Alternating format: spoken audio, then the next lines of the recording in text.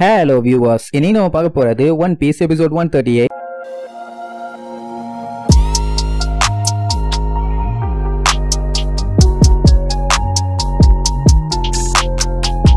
Open பண்ணா போன பாட்டுல நம்ம உசோப்ப கத்தி முனையில லாக் பண்ணாங்கல்ல, அதே நேரம் அந்த பெரியவரு மலையில இருந்து கப்பல் எடுத்துக்கிட்டு சும்மா பிச்சுக்கிட்டு வந்தாரு. அத பார்த்து அந்த சர்ஜென்ட் எல்லாம் மிரண்டு போயிட்டான். என்னங்கடா மலையில இருந்து கப்பல்ல வர்றான்னு. அவருக்கு என்ன சந்தோஷம் தாங்க முடியல, கப்பல் வேகமா வருதுன்னு. வந்தவரு நேரா உசோப்ப புடிச்சிட்டு நின்னுட்டு இருந்தானுங்கல்ல, அவனுங்க மேல விட்டு ஏத்தி இருப்பாரு. ஜஸ்ட் மிஸ்ல அப்படியே அடிச்சு புரண்டு எஸ்கேப் ஆயிட்டானுங்க. அப்படி வேகமா வந்தவரு புழுதிய கிளப்பிக்கிட்டு அப்படியே தேய்ச்சிக்கிட்டே போய் கடல்ல போய் சேர்த்துருவாரு. அவர் ஆசைப்பட்ட மாதிரி கப்பல் கடலுக்கு வந்துடுத்து.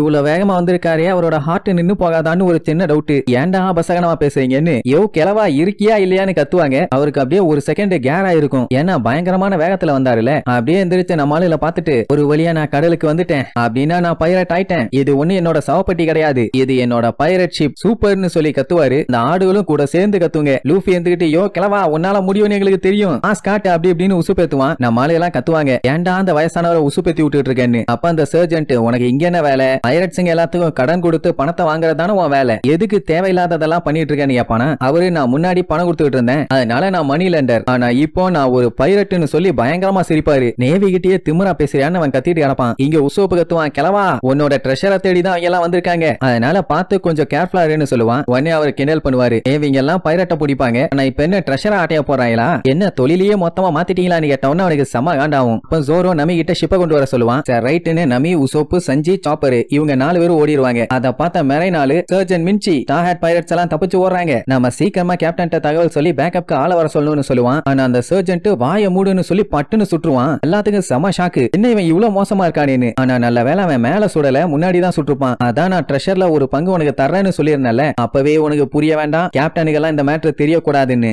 தேவையில்லாம எதுவும் பண்ணாதேன்னு வில்லத்தனமா சொல்லுவான். உடனே இங்க பெரியவர் ஓ இதான் மேட்டரான்னு அவர் அபாக்கஸ்ல கால்குலேட் பண்ண ஆரம்பிச்சிருவாரு. அப்படின்னா உன் ஆளுகளை யூஸ் பண்ணி இந்த வேலையை முடிச்சிடலான்னு நீ வந்திருக்க, மிக மிக திருட்டு காவாலி பயலா இருக்கியப்பான்னு உடனே பயங்கரமா கடுப்பாவான். கேலா போல்டு நீ பேசினதுக்கெல்லாம் நான் உன்னை வச்சு செய்யாம விட மாட்டேன்பா. உடனே அவரு என்னோட ட்ரெஷரை தானே ஆட்டைய போட வந்திருக்க, முடிஞ்சா எடுத்துக்கன்னு சொல்லி நக்கல் பண்ணி பயங்கரமா சிரிப்பாரு. அந்த டைம் நம்ம லூஃபி கைய நீளமா நீட்டி அவர் கப்பலை புடிச்சுக்கிட்டு பைரட்ஸோட சண்டை எப்படி இருக்கும்னு அவங்களுக்கு காட்டலான்னு சொல்லி அந்த கப்பலை அப்படியே நகர்த்துவான். ஒரு பேன்னு முழிப்பாரு, என்ன இவன் கப்பலையே மூவ் பண்றான்னு. அப்படி மூவ் பண்ணவன் ஓங்கி நேவி ஷிப் மேல வச்சு ஒரே இடி, 2 குரூப்புக்குமே பயங்கரமா கிருகலாயிரும். அது மட்டும் இல்லாம கப்பல் அப்படியே தேய்ச்சிக்கிட்டே போய் அங்க இருக்க மலையில போய் இடிச்சு நிக்கும். உடனே எல்லாம் கத்துவாங்க, முட்டாப்பாயில முட்டாப்பாயிலன்னு. என்ன அதுல தானே அந்த வயசானவர் இருக்காரு, இந்த மாதிரி அவன் எக்கு தப்பா ஏதாச்சும் பண்ணி அவரோட உயிருக்கு ஆபத்தாயிருச்சுன்னா. ஆனா நல்ல வேலை அந்த மாதிரி எதுவும் ஆகல, எல்லாருமே கேர் ஆகி பேன்னு கிடப்பாங்க. சர்ஜென்ட்டுக்கு செம்ம காண்டாயி எல்லாம் பைரட்டுனா அப்போ உங்களை கொன்னா எந்த தப்பும் இல்ல இல்ல, அப்போ கொன்ற வேண்டியதான்பா. அந்த வயசானவர்கிட்ட எந்த ஒரு வெப்பனுமே இல்ல, என்ன பண்ண போறாரோ தெரியலன்னு லுக்கு விட்டு இருப்பாங்க. நான் அவரு ஆடுங்க எல்லாத்தையுமே ஏவி விட்டு அட்டாக் பண்ணுங்கன்னு ஆர்டர் போடுவாரு. அவ்வளவுதான், எல்லா ஆடுகளும் நேவி ஷிப்புக்கு ஜம்ப் பண்ணி அவங்களை அட்டாக் பண்ண போவாங்க. அதை பார்த்த லூஃபி நானும் வரேன்னு அவன் கையை வச்சு பிடிச்சு சும்மா சல்லுன்னு போவான். அவனுக்கு அந்த டைமும் பீரங்கி வச்சு அட்டாக் பண்ணுவானுங்க. இருந்தாலும் பையன் ஜஸ்ட்ல எஸ்கேப் ஆகி சல்லுன்னு போவான். ஆனா அந்த சர்ஜென்ட் என்ன பண்ணிடுவான், அவன் புடிச்சிருந்தானே கயிறு, அந்த கைத்தை வெட்டி விட்டுருவான். வந்துட்டு இருக்க கைத்தை கட் பண்ணதுனால அவன் நேரா கப்பல்ல இடிச்சு தண்ணிக்குள்ள விழுந்துருவான். தூரம் பார்த்துட்டு ஐயோ லூஃபின்னு அவனை காப்பாத்த போவான். இங்க இந்த பெரிய ஒரு ஆட்டை அனுப்பி விட்டது மட்டும் இல்லாம நானும் வரேன்டான்னு அவரு ஒரு ஆடு மேல ஏறிட்டு நேரா நேவி ஷிப்புக்குள்ள வருவாரு. அங்க எல்லாம் ஆடுகளை பார்த்துட்டு அப்படியே ஃப்ரீஸ் ஆகி போய் நிப்பானுங்க. ஏன்டா இப்படி நிக்கிறீங்கன்னு கேட்டா அதுங்க எல்லாம் நார்மல் ஆடுங்க, அதுங்களை ஏன் கொல்லணும்னு கேட்பானுங்க. ஆனா அதுங்க அவனுங்களை போட்டு பந்தாடிட்டு இருக்குங்க. அந்த வயசான ஒரு சர்ஜென்ட்டை பார்த்து என்னடா மேல இருந்து வேடிக்கை பார்த்துட்டு இருக்க, சண்டை எப்பவோ ஆரம்பிச்சிருச்சு, கீழவா உன்னை பொலந்துடுறேன் பாரு. நான் அவருக்கு அந்த டைம் பயங்கரமா மூச்சு வாங்கும். அதே நேரம் இங்க சாப்பரு உசோப்பு சஞ்சி நமின்னு எல்லாம் கப்பலை வேகமா எடுத்துட்டு இருப்பாங்க. அப்பெல்லாம் சீக்கிரமா இடும்பா, ஏன்னா அந்த வயசானவருக்கு கட்டுமஸ்தான பாடி ஷேப் எல்லாம் இல்ல, ஒரு அடி அடிச்சா அங்கேயே மட்டையாயிருவாரு. அதனால சீக்கிரமா அவரை யாராச்சும் எதுவும் பண்றதுக்குள்ள போய் காப்பாத்தணும். இங்க ஜோரோ எப்படியாச்சும் லூஃபியை சீக்கிரமா காப்பாத்தணும்னு அடிச்சு புடிச்சு போயிட்டு இருப்பான். அங்க லூஃபி முடியாம கொஞ்சம் கொஞ்சமா தண்ணிக்குள்ள முகிக்கிட்டே போவான். அதே நேரம் இங்க அந்த ஆட்டை ஷூட் பண்ண முடியாம சோல்ஜர்ல ஒருத்தன் கீழே பார்த்து சுடுவானா,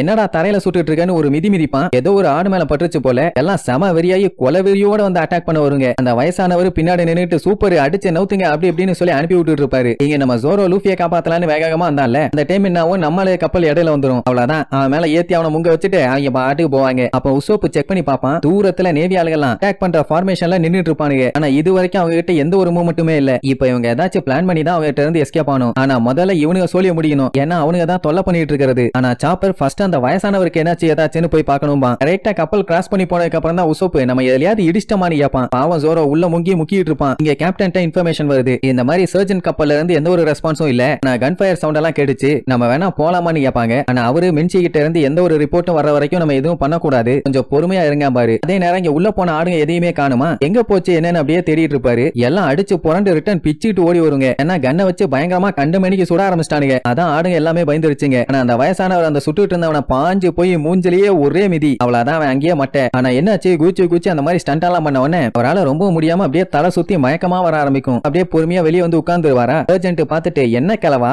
முடியாம முக்கிட்டு இருக்கேன்பா. பார்த்தா அவர் நெஞ்சில கை வச்சுட்டு இருப்பாரு. ரொம்ப முடியல போல, என்ன சுத்தமா எனர்ஜி காலியா, ஜென்னி பைரட் கடைசி மூச்சுக்கு வந்துட்டீங்க போல, அப்படி இப்படின்னு வேணும்னே நக்கல் பண்ணுவான். இப்பவாச்சும் வாய வச்சுட்டு சும்மா இருக்காரா, அவனை வேணும்னே வெறுப்பேத்துவாரு.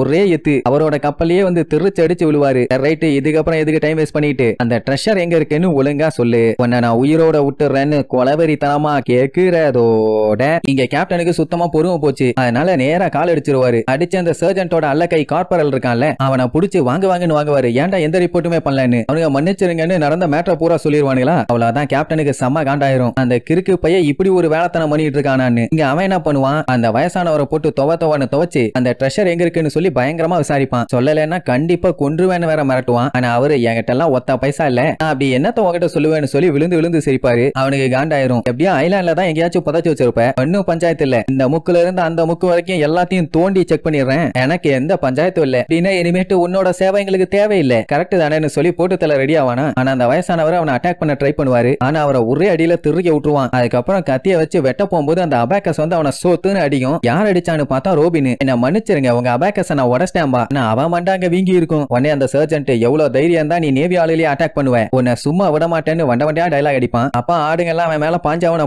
பொலன்னு பொலந்து எடுக்குங்க. நேரம் பார்த்து கரெக்டா நம்ம ஆளுல வந்துருவாங்களா. டாப்பர் வந்த உடனே யோ கிளவா நல்லா இருக்கியான்னு கேட்பான். நீங்க எல்லாம் லேட்டு, ரொம்ப லேட்டு, ஆல்மோஸ்ட் செத்துருப்பேன், ஜஸ்ட் மிஸ் அப்படியெல்லாம் சொல்லாதையான்னு சொல்லி கத்திக்கிட்டே வருவான். அந்த டைம் மெரை நாள் ஒருத்தன் சுட வருவான். அல்ல வேலை உசோப் அட்டாக் பண்ணி காப்பாத்திடுவான். இல்ல வேற பில்டப், கிளவா நீ ஒண்ணு கவலைப்படாத, கேப்டன் உசோப் வந்துட்டேன், என்ன யாரும் தொட முடியாதுன்னு அங்க பயங்கரமா பில்டப் பண்ணுவான். இங்க பார்த்தா சாப்பர் தொட்டு பார்த்துட்டு ஐயோ பல்ஸ் இல்லன்னு பதறுவானா. ஆனா அவரு கை இங்க இருக்கு, நீ ஏன்டா சட்டையை புடிச்சிட்டு இருக்கேன்னு கேப்பாரு. சரி படியான்னு படுக போட்டு செத்துறாதன்னு சொல்லி ட்ரீட்மெண்ட் பாப்பான். அதுக்கப்புறம் அத்தனை பேரும் அப்படியே ரவுண்ட் கட்டி நின்னு சோகமா பாப்பாங்க. அவருக்கு இப்பதான் நிம்மதியா இருக்காமா. ஏன்னா அவரு நினைச்ச மாதிரியே ஒரு வழியா பைரட் ஆயிட்டாரு இல்ல, அவருக்கு சாவுற ஃபீலிங்கே இப்ப இல்லையாமா. அதை சொல்லி விழுந்து சிரிப்பாரு. ஆனா நம்ம ஆளுக பீதியிலேயே பாப்பாங்க, ஐயோ மனுஷனுக்கு எதுவும் ஆயிடக்கூடாதுன்னு. இங்க லூஃபி எப்படியோ ஜோரோ ஒரு வழியா காப்பாத்திட்டான்.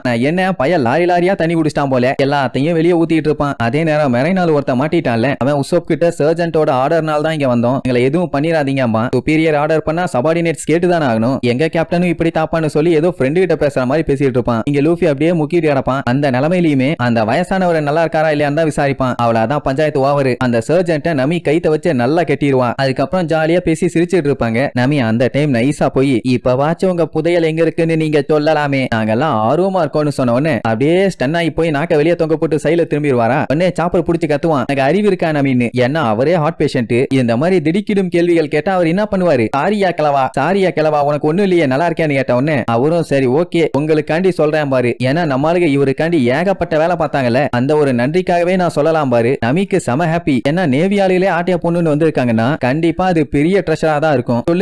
சொல்லுங்கன்னா அவர் அப்பதான் ஒரு பெரிய ட்விஸ்டே வைப்பாரு. என்னன்னா அவர்கிட்ட ட்ரெஷர் இருந்துச்சாமா, அதெல்லாம் என்ன பண்ணிட்டாரு, லேகா கேஷா மாத்திட்டாராமா. எதுக்குன்னா பைரட் ஷிப் வாங்க அப்படின்னா கேஷா இருக்கான்னு இவங்க 3 பேத்துக்கும் செம ஹாப்பி. அதுக்கப்புறம் தான் ஒரு கதையை சொல்ல ஆரம்பிப்பாரு. என்னன்னா லாஸ்டா இவர் சண்டை போட்டாருல, சண்டையோட இறுதியில இந்த ஐலாண்டுக்கு வந்து சேர்ற மாதிரி ஆயிருச்சு. அந்த டைம் காசையும் இவரு கையில தான் வச்சிருந்தாரு. ஏன்னா எப்படியாச்சும் அந்த பணத்தை வச்சு அவரோட கனவை நிறைவேற்றிடணும். அப்படி பீச்சோட ஓரத்துல மயக்கத்துல வந்து கிடக்கும் போது என்னாச்சுன்னா அந்த ஆடுங்க எல்லாமே பணத்தை எல்லாத்தையும் சாப்பிட்டுச்சுங்க. உடனே அத்தனை பேத்துக்கும் தூக்கி வாரி போடும். எது ஆடுங்க எல்லா பணத்தையும் சாப்பிட்டுச்சான்னு. அதுலயும் ஒரு 2ல இருந்து 3 நோட்டு தான் மிஞ்சிச்சாமா. அதனாலதான் அவரு முன்னாடியே சொல்லியிருப்பாரு இந்த ஆடுங்க தான் இவரோட புதையல்னு. என்னதான் இவரோட காசை இதுங்க தின்னுட்டாலும் இவருக்கு ஒரு நல்ல ஃப்ரெண்ட்ஸுங்க கிடைச்சிருக்காங்க. இது வரைக்கும் இதுங்க இவரை ஏமாத்தினதே இல்லையாமா. கூடவே இருந்து எல்லாத்துக்கும் ஹெல்ப் பண்ணுங்க, எந்த ஒரு செல்ஃபிஷ் மோட்டிவும் இல்ல. அதனாலேயே இவருக்கு இந்த ஆடுங்க தான் பொக்கிஷம். இதெல்லாம் கேட்கும் போதே நம்மளுக்கு நல்லா இருக்கும். அது மட்டும் இல்லாம எல்லா சிச்சுவேஷன்லயும் இது அவருக்காண்டி ஹெல்ப் பண்ணுமாமா. இப்படி ஆடுகளை பத்தி பேசி ரொம்ப ஜாலியா சிரிச்சிட்டு இருப்பாங்க. இங்க இந்த சர்ஜென்ட் அடங்குற மாதிரி இல்ல, மலையில மிரட்டுவான். அதான் போற வழியில பைரட் ஷிப் எல்லாம் வெயிட் பண்ணிட்டு இருக்காங்கல்ல, சோ கண்டிப்பா நீ இங்க இருந்து வெளியில போனீங்கன்னா காலி, உன்னால கண்டிப்பா தப்பிக்க முடியாதுன்னு சொல்லி விழுந்து சிரிச்சுக்கிட்டே அங்க இருந்து அப்படியே உருண்டு போவான். உடனே ஜோரோ இடையில கத்திய போட்டு தடுப்பானா, உங்களால எல்லாம் அந்த 9 ஷிப்பு கிட்ட இருந்தெல்லாம் தப்பிக்க முடியாதுன்னு பயங்கர சீனா சொல்லுவான். உடனே ஜோரோ விட்ட லுக்குல அப்படியே நடுங்க ஆரம்பிச்சிருவான். உடனே நம்மள தூக்கி பிடிச்சே நல்லா கேட்டுக்க, அவங்களுக்கு எங்க கூட சண்டை போடணும்னா ஸ்ட்ரெயிட்டா வந்து சண்டை போட சொல்லு, எல்லாத்துக்குமே நாங்க ரெடின்னு கம் கம்னு சொல்லி கையை நீட்டுவானா உசோப்பு லைட்டா மேல தூக்கி அடியுமா ஓகேன்னு சொல்லிட்டு ஒரே அடி அப்படியே பிளைங்ல போனவன் நேரா நேவி ஷிப்ல போய் விழுவான். நல்ல ஷாட். அங்க அவங்க கேப்டன் பார்த்துட்டு ஏன்டா குய்யால நீ பார்த்த வேலைக்கு நீ எல்லாம் நேவில இருக்கதே அவமானடான்னு ஷோல்டர்ல இருக்க பேட்ச பிச்சிட்டு தூக்கிட்டு போங்க நீருவாரு. அதுக்கப்புறம் போன்ல நம்மளால கான்டாக்ட் பண்ணி எனக்கு அந்த தீவிலையோ இல்ல அந்த ஜென்னிய பத்தியோ கவலையே இல்ல, எனக்கு நீங்க தான் வேணும், எனக்கு நீங்க தான் வேணும். எங்க ஆளுகள்ல ஒருத்தன் தப்பு பண்ணிட்டான், அது எங்க தப்பு தான், ஆனா நான் உங்க கூட சண்டை போட்டாகணும், நீங்க வெளியே வாங்கன்னு சொல்லி கூப்பிடுவான். லூஃபியும் நாங்களும் சீக்கிரத்துல கிளம்பிடுவோம், ரெடியா இருங்கன்னு சொல்லிடுவான். ஆமா நம்ம ஆளுக்கு என்ன பயம். அதுக்கப்புறம் ஒன்னொன்னா சொல்லுவாங்க. என்னன்னா ஃபர்ஸ்ட் அவரோட உடஞ்ச அபாக்கஸ செஞ்சு கொடுப்பானுங்க. அதுக்கப்புறம் சஞ்சய் அவருக்கு குக் பண்ற மாதிரி எல்லாத்தையுமே செட்டப் பண்ணிட்டான். ஒரு குக் பண்ணி சாப்பிட்டா போதும். அப்புறம் அவருக்காண்டி நிறைய மருந்தெல்லாம் ரெடி பண்ணி வச்சிட்டானாமா. அதனால டெய்லி சாப்பிட சொல்லுவான். அவருக்கும் செம ஹாப்பி. ஏன்னா இவரு மேல இவ்வளவு அக்கறையா இருக்காங்கல்ல, கண்டிப்பா எல்லாத்தையும் நான் பாத்துக்கிறேன், ஒன்னும் கவலைப்படாதீங்க பாரு. ரைட்னு பை பை சொல்லி நம்ம ஆளுகளும் கிளம்பிடுவாங்க. நல்லா இருங்க, உடம்ப பாத்துக்கங்க, சீக்கிரத்துல கடல்ல மீட் பண்ணலாம் பாய்லா. அவரும் கப்பல்ல இருக்க டேமேஜஸ் எல்லாம் சரி பண்ணிட்டு சட்டு புட்டுன்னு கடல்ல கப்பல் எடுத்துட்டு கிளம்ப போறாராமா. ஏன்னா இவரும் இப்ப பைரட் ஆச்சே. லூஃபி கத்திட்டே போவான், ஜென்னி பைரட்டுக்காக நாங்க வெயிட் பண்றோம், சட்டு புட்டுன்னு வந்து சேருங்கன்னு. அதுக்கப்புறம் என்ன வாங்க நம்ம இடத்துக்கு போலான்ட்டு ஒரு ஆட்டை கூப்பிட்டு அப்படியே கிளம்பிடுவாரு. இங்க நம்ம ஆளுங்க அந்த தீவை விட்டு வெளியே வருவாங்க. பார்த்தாங்க 9 மெரைன் ஷிப் அட்டாக் பண்றதுக்கு ரெடி அனுப்பாங்களா. லூஃபி வாங்க அந்த பக்கமா போய் சண்டை போடலாம்னு சொல்லி கை நீட்டுவான். அவங்களும் சரி ஓகேன்னு சொல்லி பின்னாடி ஃபாலோ பண்ணி வருவாங்க. பார்த்தா சடனா அந்த மொத்த இடமுமே ஃபாகா மாறிடுச்சு. இங்க அந்த பெரியவர் அவர் வச்சிருந்த லாக் போஸ்ட் எடுத்து பார்த்துட்டு பைரட்டாக ஏஜ் எல்லாம் முக்கியம் கிடையாது, நம்ம தான் தைரியத்தை வர வச்சுட்டு எல்லாமே பண்ணுன்னு திரும்பி பாப்பாரு. அதான் சாப்பர் ஏகப்பட்ட மெடிசன் செஞ்சு வச்சிருப்பான். இந்த மெடிசனை இன்னும் எத்தனை வருஷத்துக்கு திங்கணும்னு அவருக்கே தெரியல. அப்புறம் என்ன நம்மளுக்கு இவ்வளவு ஹெல்ப் பண்ணிருக்கத நினைச்சு பார்த்து ரொம்ப ரொம்ப தேங்க்ஸ்னு சொல்லி அவங்க போனதை நினைச்சு ரொம்ப ஃபீல் பண்ணுவாரு. என்னன்னா இதுக்கப்புறம் தான் அவரோட பைரட் லைஃப் ஸ்டார்ட் ஆக போதாமா. இதுதான் தில்லுக்கு துட்டு. என் நம்பி லூஃபிய பாராட்டி தள்ளுவா. ஏன்னா ஆர்மி ஆளுல நம்மளால நைஸா ஃபாகுக்குள்ள கொண்டு வந்துட்டான்ல. ஏன்னா இந்த இடத்துல அவங்களால எஃபிஷியன்ட்டா சண்டை போட முடியாது, வேற லெவல்ல பண்ணிட்டேன்னு சொல்லி பாராட்டினா அதெல்லாம் எதுவும் ட்ரை பண்ணலாமா. சண்டை போறதுக்கு கொஞ்சம் தள்ளி போயிடலாம் தான் சொன்னான். இந்த மாதிரி ஃபாக் வந்து கவர் பண்ணணும்னு எதிர்பார்க்கவே இல்லை. அட லூசு பையன்னு காரி துப்பிட்டு இருப்பான். அதுக்கப்புறம் என்ன அந்த மெரைனோட ஏகப்பட்ட ஷிப் ஃபாகுல கண்ணு முன்னு தெரியாம அங்க இருக்க பாறையில எல்லாம் போய் இடிச்சு முக்காவாசி கப்பல்லாம் சேதாரமாயிருச்சு. இனி அவங்கள போய் காப்பாத்துவாங்களா இல்ல நம்மளால வந்து அட்டாக் பண்ணுவாங்களா. இங்க சாப்பர் ரோபின் மண்டையில பிளாஸ்டர் எல்லாம் போட்டு வந்து உட்காருவானா. அவ ஜென்னியோட நிலைமை என்னன்னு கேப்பா. அந்த மெடிசன் ஓரளவுக்கு பெஸ்டா தான் அவரோட ஹெல்த் கண்டிஷனை பாத்துக்கும், ஆனா ரொம்ப நாளைக்கு தாங்குவாராங்கிறது டவுட் தான். ஏன்னா அவரோட ஹார்ட் கொஞ்சம் கொஞ்சமா வீக் ஆகிக்கிட்டே போகுது. பைரட்னு சொல்லிட்டு ஷிப் எல்லாம் தனியா சேல் பண்றது நல்லதுக்கு இல்ல, அதை நினைச்சு கவலைப்படுவானா. லூஃபி என்ன சொல்லுவான், ஒருதான் கப்பல் எடுத்துட்டு ஜாலியா கடலை கிளம்பிடுவாரு. அப்படி இருக்கும்போது கண்டிப்பா ஏதாச்சும் ஒரு ஐலாண்டை கண்டுபிடிச்சு அவரோட பிரச்சனையை சால்வ் பண்ணிக்குவாரு. அதனால எந்த பஞ்சாயத்தும் இல்லாம சோரோவும் அதான் சொல்லுவான், நம்ம யாரும் அந்த வயசானவன் நினைச்சு கவலைப்படவே தேவையில்லை, அவ்வளவு சீக்கிரத்துல சாகிற ஆளா அவரு. என்னதான் ஹார்ட் வீக்கா இருந்தாலும் மனுஷனுக்கு கட்ஸ் ஜாஸ்தி, எப்படியும் நம்ம மறுபடியும் அவரை மீட் பண்ணுவோம்னு பாசிட்டிவா தான் பேசுவானுங்க. அப்புறம் ஹாப்பி தான். என்ன எல்லாம் சேர்ந்து கத்துவாங்க, ஜென்னி பைரட் உங்களுக்காண்டி நாங்க வெயிட் பண்றோம் அப்படின்னு. அப்படியே கட் பண்ணி காட்டுறாங்க. அந்த ஆடுங்கள்லாம் கப்பல்ல தேவையான பொருட்கள்லாம் அப்படியே பொறுமையா ஏத்துறதோட இந்த எபிசோடுக்கு எண்டே கார்டு போட்டு முடிக்கிறாங்க.